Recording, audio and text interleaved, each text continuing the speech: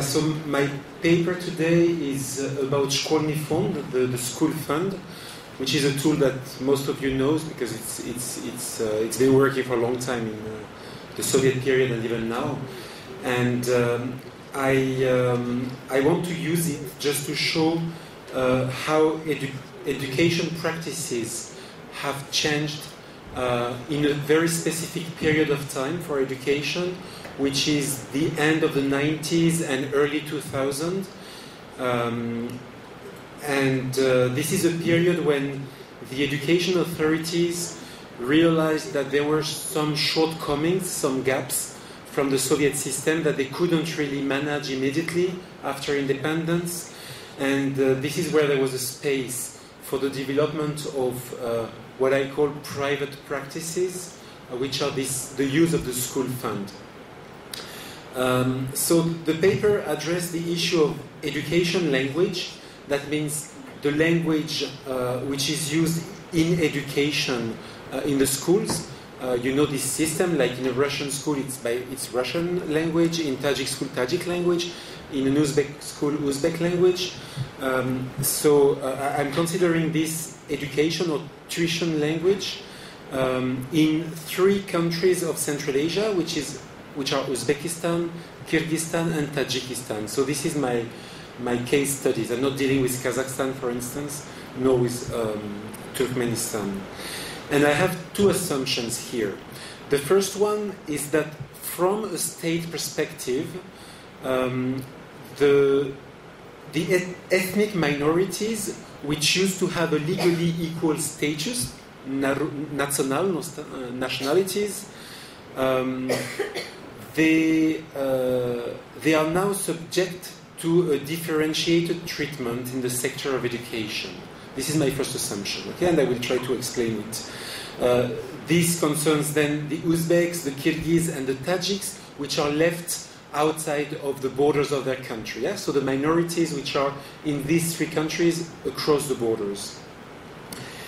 My second assumption, from this time not a state perspective, but a community or even an individual perspective, is that the parents belonging to these minorities have developed strategies to provide basic education services to their children. And this is where we are coming to the Szkolny Fond as a tool used by the parents and the community. What you know is that Central Asia has inherited from the Soviet period a system of education that is common to all the countries we have here. Yeah? Under the Soviet regime, the constitution and the legal documents, they guaranteed a cultural right to all nationalities. In the sector of education, everyone had the right to a schooling in the mother language, in the mother tongue. This is the Article 45 of the Soviet Constitution, for instance, of 77. I'm showing you a table here. You just consider the first 2 columns for each country. Yeah? So you have the population by distribution, ethnic groups, and then you have the education as it was run in 1990. This is a data from 1990, so at the end of the Soviet period, and the population is from the 89 national census, the last one from the Soviet period. Yeah? And what it's clear is that there is a rough equivalence between the distribution of ethnic groups and the distribution of education languages. For instance, if you consider Kyrgyzstan, you had at the time 12.9% of Uzbeks in Kyrgyzstan, and education was run in Uzbek language for 12.1% of the kids. So you have a rough equivalence, yeah? And this is showing how the principle of schooling in the mother tongue was respected and was working in the Soviet time. Basically, it's working. The only difference is for the Russian language, because, of course, at the time, Russian was attracting more people, so you have more education run in Russian, for instance, in Kyrgyzstan, even in Uzbekistan. Tajikistan was the same, exactly the same, but otherwise, the figures are really like corresponding. Okay, so that's an illustration of the schooling in the Soviet time. It is, however, interesting to note that the education system was managed through a double chain of command. How this was working is because of this structure. You had a double chain of command. You can take any kind of school, a state language school like a Kyrgyz school in Kyrgyzstan or an Uzbek school in Uzbekistan, or a non-state language school. So an Uzbek school in Kyrgyzstan or a Tajik school in Uzbekistan, okay? There was a first chain of command which was the hierarchical one. You had the school which was under the Rayono, and then under the Gorono or Oblono, and under the Ministry of Education. Yeah? So you had this structure which was clearly working in each republic. But beside this structure, you had a second one, which was the operational or pedagogical chain of command, where the school, if it was not in the language of the state, was receiving support from another state. Let's take an example. An Uzbek school in Osh or in Khujand was under the hierarchical chain of Kyrgyzstan or Tajikistan, but receiving all the pedagogical material from the Ministry of Education of Uzbekistan in Tashkent. This was, the curricula were developed in a centralized position. The textbooks were published by Tashkent and sent all around the Soviet republics. So you had this double chain of command. That was working in the Soviet period because it was a common country, okay? There was no difference. Everybody was under Moscow. But this is interesting to know it because, of course, after this chain will be broken, after independences.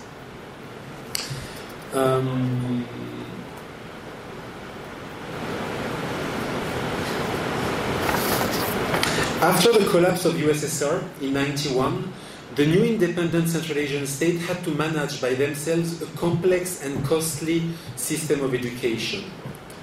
Here you have the three republics and the language of education, how it was run.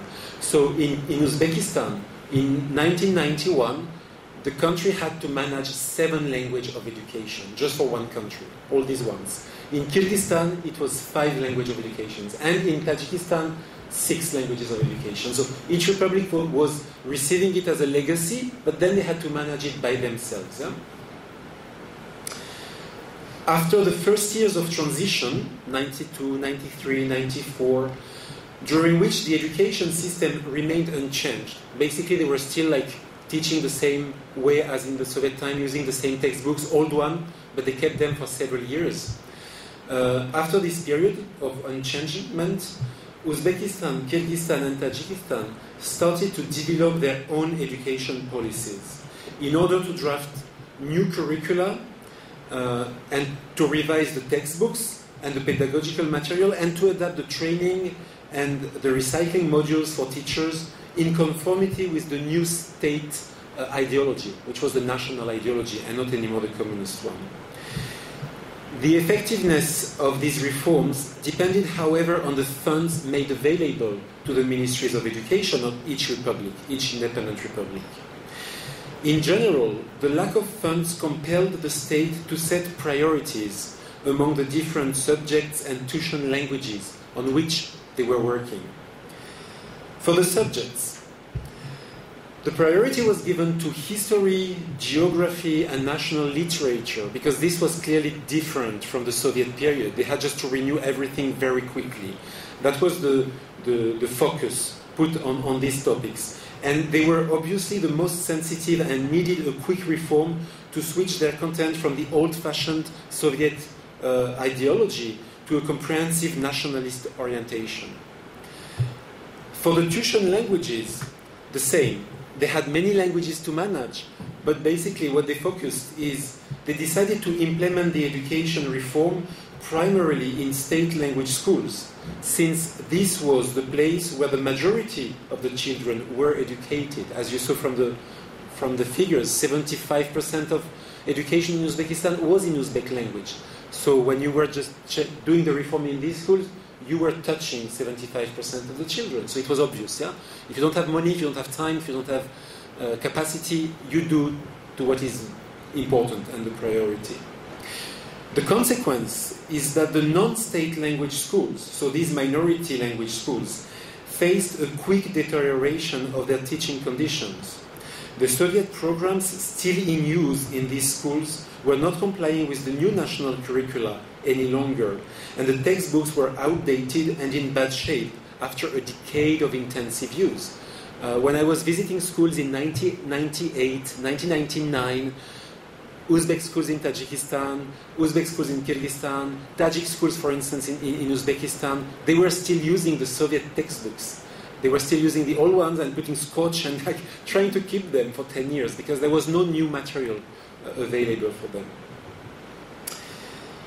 However, this is the general picture. Lack of funds, lack of capacity, and so a period of time where they had hard time to implement their reforms in all the schools.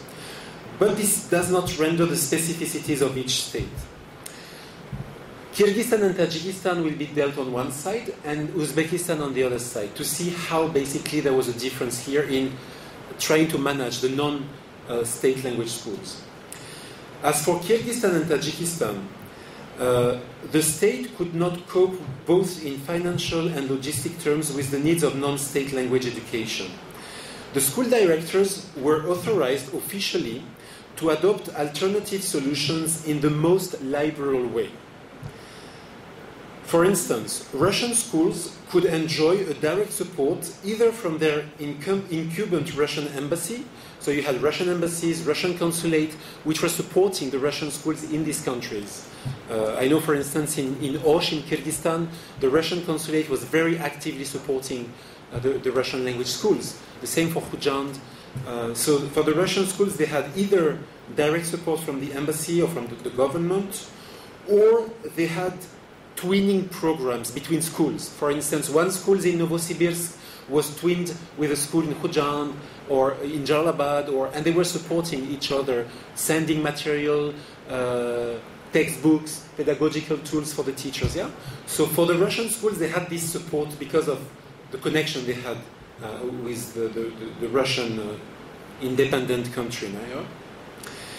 For the other non-state language schools, the Ministry of Education agreed to transfer to the schools the direct management of the so-called Shkolny Fond, so the school fund. This Shkolny Fond was a legacy from the Soviet period consisting of a monthly cash contribution that the parents were giving to the school. They were gathering and they were using it to make some kind of rehabilitation, painting, some meropryati, anyway, any kind of activity. But it was never used for educational purpose. Everything was coming from the Ministry of Education. Well, in this period of economic issues, in Tajikistan and in Kyrgyzstan, they allowed the school directors of these ethnic minority schools to use the school fund just to provide support to the school because they couldn't manage it themselves. Yeah? And what happened is that, for instance, if I take the example of the Uzbeks, yeah, of Tajikistan and Kyrgyzstan, the regional provision of textbooks had collapsed. Officially, they couldn't receive any more the textbooks from Tashkent. The system I was showing was working till 1991-92, and then it was collapsing. So the school directors, the parents, and the community leaders, they decided that the school fund should be used to purchase and import textbooks in Uzbek language from neighboring Uzbekistan. But again, in a very liberal way. It was not official. They were collecting the money, they were going across the border, buying textbooks in the bazaars in Uzbekistan and bringing them back with this Shkolny Fond. And this way they were able to provide new textbooks in the language of education of their children. Interestingly, by doing so, the minorities were just replicating the system of double chain of command that existed in Soviet times. So on one side, you still had the hierarchical chain. So in Tajikistan, the schools were under Dushanbe, in Kyrgyzstan, under Bishkek. But you had then the pedagogical chain, which was supported by the school fund. The textbooks from abroad were brought in the country using this school fund. So that's interesting to see. That's the connection were still existing, and they were using them to rehabilitate this double chain of command, or to continue it, basically. As a result, the education quality differed significantly between the schools. Kyrgyz and Tajik state language schools in Kyrgyzstan and in Tajikistan were receiving support from their Ministry of Education, although it was also in a limited capacity because they didn't have enough money to print out textbooks even for their own state language schools, so it was not enough. But still, they had new programs, new curricula, and they could enjoy the first reforms while in the non-state language schools that were managed from a less centralized way and a more liberal way, it was not the case. I call this the autonomization or the privatization of book supplies through the school fund. But this has permitted to maintain a skeleton education service and to calm down possible minority claims. Because by doing so, well, people were managing by themselves and they were not demanding anything to the government. On the other hand, what happened in Uzbekistan is quite interesting. 5 minutes, yeah? Okay. On the other hand, unlike its neighbors, Uzbekistan adopted a tougher line and strictly opposed the illegal importation of books in order to avoid any external influence on the ongoing nation-building process. Minority language schools were asked to stop receiving support from abroad. It would not be irrelevant to assume that during the 90s, the negligence of Tashkent towards its non-state language schools, along with an authoritarian control over imported publications, were part of a deliberate policy to promote the state language among minorities and contribute, therefore, to the Uzbekization of minority language schools. It's understandable. There is no possibility to import, but you then get support, so what you do, you switch and you say, okay, it's better for our kids to go to Uzbek language school in Uzbekistan because this is where they get support. So this is my assumption. But this was working only in the early 90s. So the strict control over textbooks was here.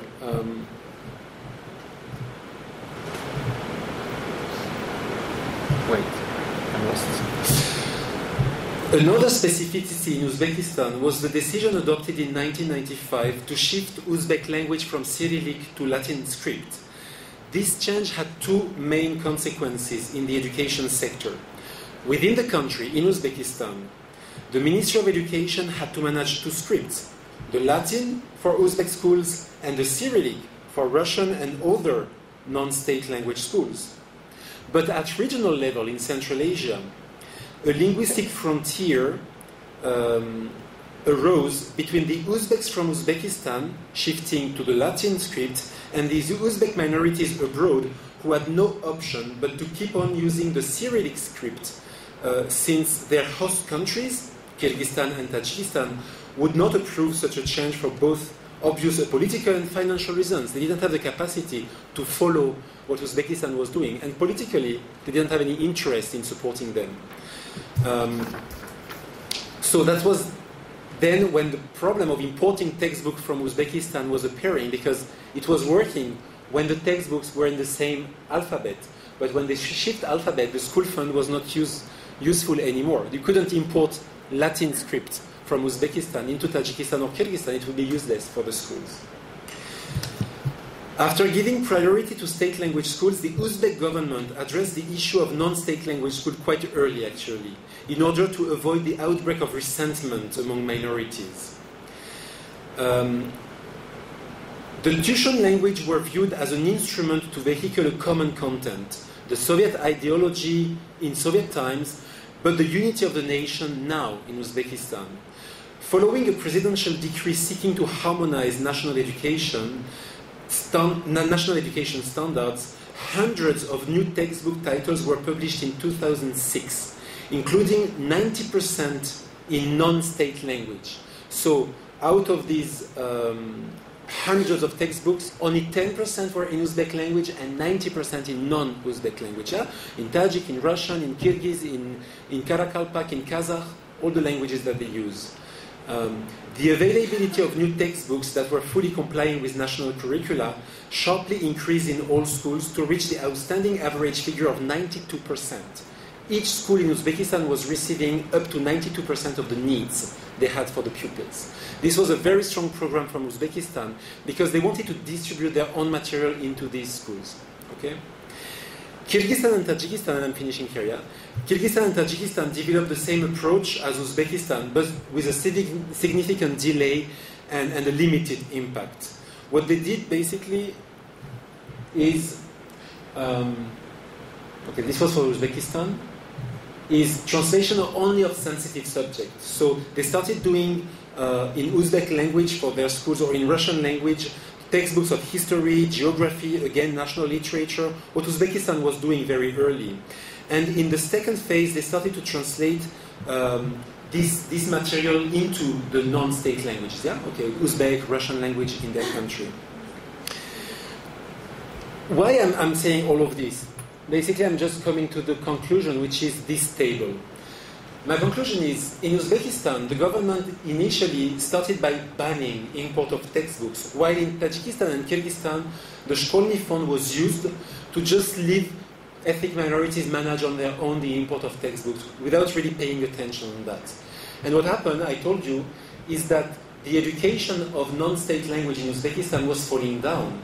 It was deliberately or not, but the consequence was like, if you are an ethnic minority in Uzbekistan, you would better send your children to an Uzbek language school to have a better quality education.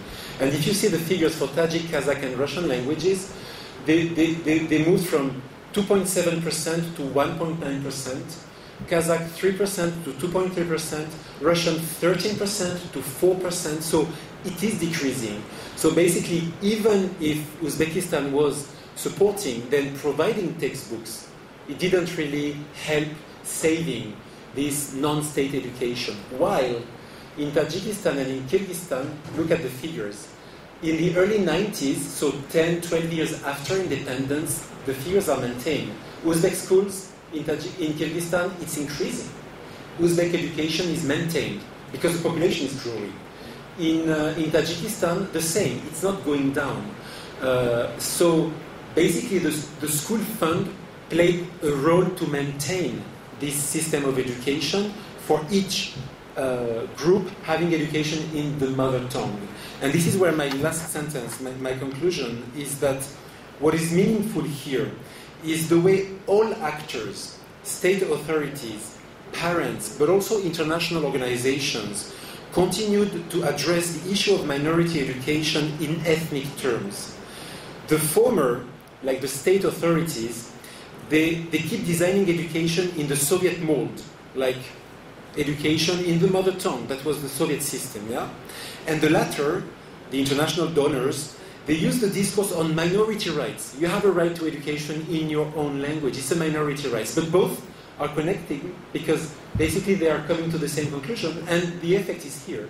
Like, it is maintaining a system of education. So we should think, and this is probably the point of one of our next conference at the end of the year, I just mentioned it earlier this morning, we are planning to have a conference in Bishkek in November to think on alternative solutions and not to keep the system dividing people into lingual divisions. And maybe options exist just to bring people together and to better integrate these non-state language education into new independent states. Thank you, and sorry for being here. Okay, no. Thank you.